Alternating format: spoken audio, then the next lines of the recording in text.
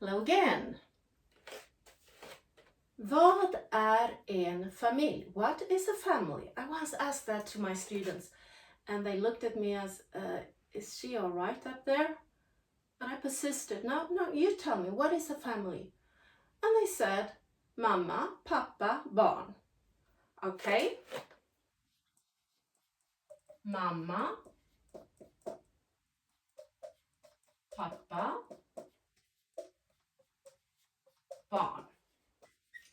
This is the traditional family unit, and in Swedish that's called en kärnfamilj. En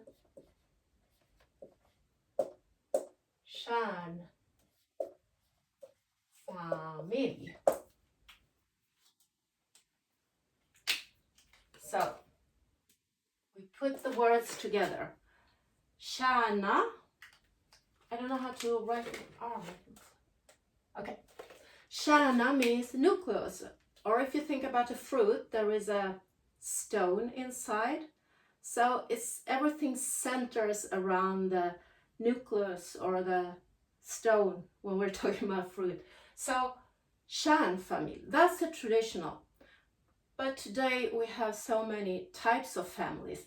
So when my students, who were, by the way, from the Middle East, only could think about this unit, then I said, what about myself?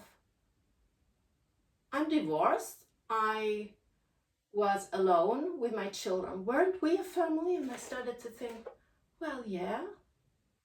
Well, it's a family.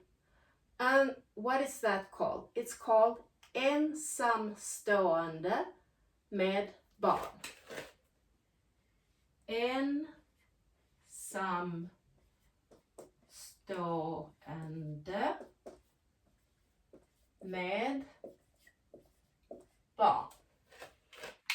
So look at the word here. Stå. It means to stand. Ensam means alone. To stand alone with children. Ensamstående med barn.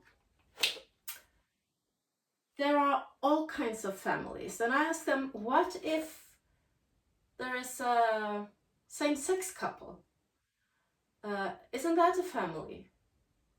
Yes, so that's called same-sex couple, or we could call it rainbow family, regnbågsfamilj. What if you adopt a child? Well, that's called adoptivfamilj. Or if you just take on a child, you don't really adopt them, that's called fosterfamilj. So you have the same words in English. Now, let me talk a little bit more about family units.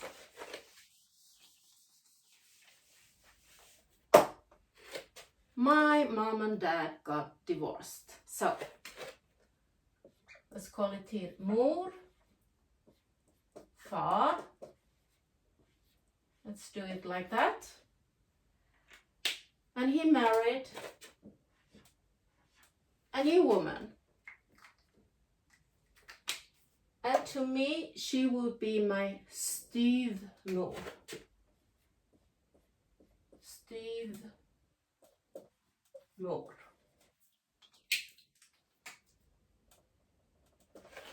And I haven't done my lesson here, I didn't do the research on this, but Steve is stiff.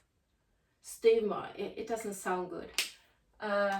It could be if my mother remarried, then that man would be my styvpappa. Styvmor, if today they don't really say that, they have all kinds of other ways to say it. If in a positive way, you can call it bonusmor. Bonus. I got an extra mother. Or plastic. Plast mamma. Plast mamma. So they had children, sons, bror, and they are my half siblings. Halvbror. halvbror. Okay, but I just call them my brothers. Halvbror. And my stepmom, I call her my extra mor, my extra mother. That's kind of neutral, isn't it? Now,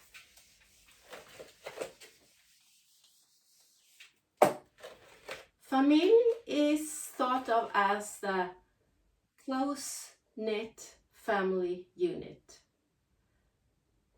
But we have another word in Swedish. I don't know if you have that in English. Släkt. So, en släkt. That means the extended family. So let's say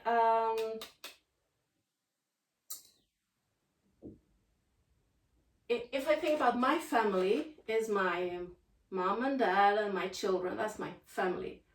Then I have grandmothers and grandfathers and uncles and aunts, and so they all belong to släkt. I think you call it kin, next of kin or her, yeah? Okay, but if you're really close, then you call it family. And in many cultures, although not in Sweden, we have the word stor familj. En stor familj. So write those words together. Now,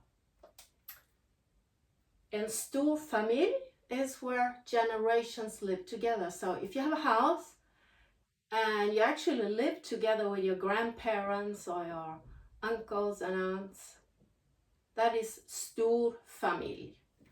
But then you can also have en stor familj, a big family. It's not the same. En stor familj or en stor familj. So my father had 5 children, 5 barn, and in Sweden that's considered en stor familj. Okay, so I think you know most of the words now, but we're not quite done yet, but that will come in the next video.